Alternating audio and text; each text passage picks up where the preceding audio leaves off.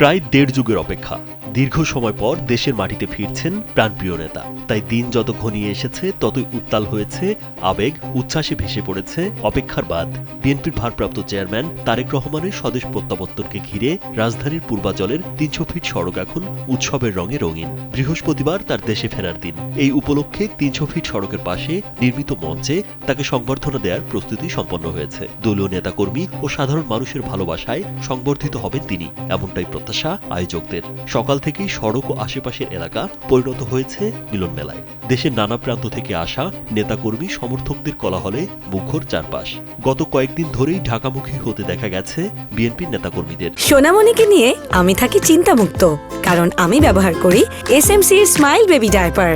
ভিড় ও ভোগান্তি এড়াতে অনেকেই আগেভাগে ঢাকায় এসে অবস্থান নিয়েছেন আত্মীয় স্বজনের বাসায় বা পরিচিতদের আশ্রয়ে। গত সোমবার থেকে দলবদ্ধভাবে রাজধানীতে প্রবেশ শুরু হয়। বুধবার রাতে ট্রেন, লঞ্চ ও বাসে করে বিভিন্ন জেলা থেকে ঢাকার পথে রওনা দেন হাজারো নেতাকর্মী। ঢাকায় পৌঁছে অনেকেই সংবর্ধনা স্থল পরিদর্শন করে সামাজিক যোগাযোগ মাধ্যমে মুহূর্তগুলো ভাগ করে নিয়েছেন। কেউ তুলেছেন সেলফি, কেউ করেছেন ফেসবুক লাইভ। প্রিয় নেতার ফেরাকে স্মরণীয় করে রাখতে যেন কারো কার্পণ্য নেই। সকাল থেকে বিভিন্ন জেলা ও উপজেলা থেকে দলে দলে মানুষ ৩০০ ফিট এলাকায় জড়ো হচ্ছেন।